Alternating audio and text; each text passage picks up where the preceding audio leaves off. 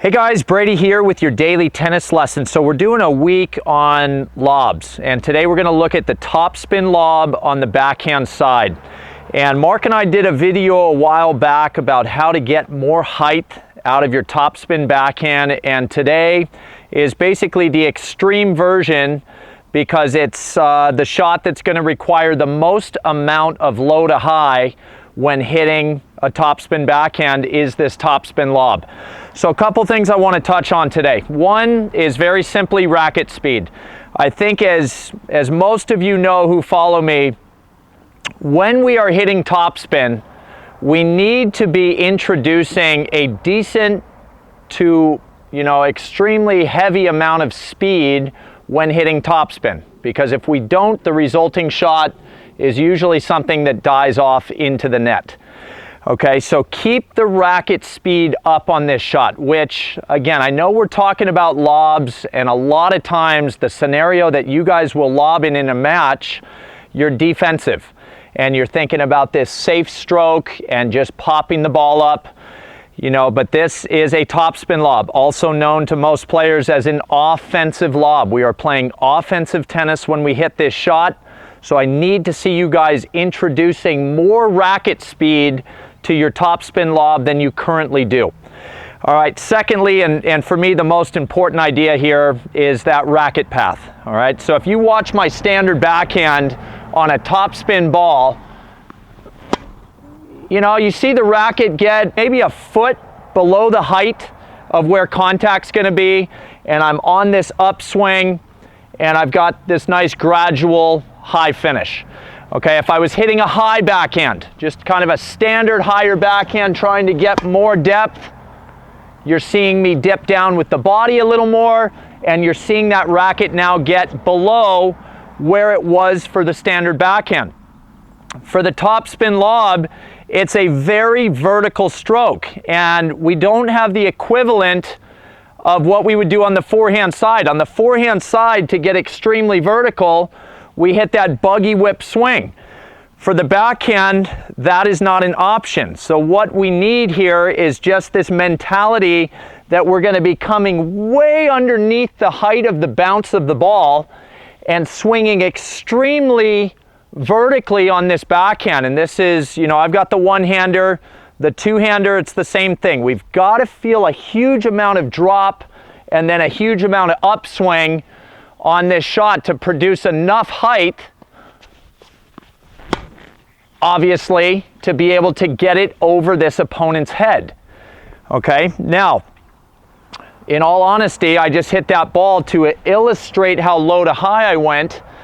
I hit that ball probably 10 feet long. Okay, so the third element to this topspin lob on the backhand side that I think is extremely key for you guys to be able to keep the speed up, stay aggressive, trust the extremely low to high swing, is a really nice flick at the end of the shot. Federer does this so well. You see that racket head just kind of almost snap out of his hand.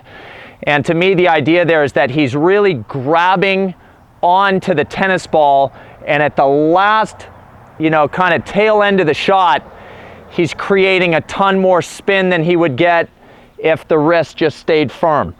And this is something for all you two-handers out there. You're probably going to get a little more of that flick feeling out of your left hand. So when you guys have that two-handed backhand going on a topspin lob and you get into this position, that left hand is really what's going to create that last little bit of brush to be able to get this ball to drop in, after it's gone over to your opponent's head.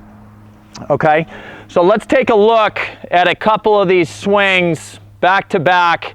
Again, key into the speed of the shot. You guys can't really tell that I'm, in a position where I'm lobbing probably because I'm staying so aggressive until you see how low to high I go with this, and then watch for that big flick at the end, which is my move to help keep this ball in the court.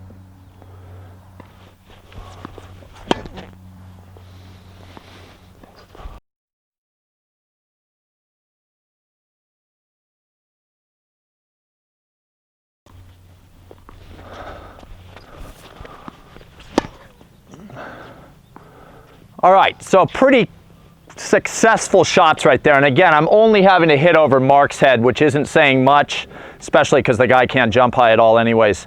But for all you guys and girls out there that are trying to execute these topspin lobs to keep, you know, the opponent at the net guessing between passing shots, you know, body shots, lobs, all that stuff, hit on those 3 points. I think you guys will find that that topspin lob is a really effective and really fun way to get this ball past that opponent at the net.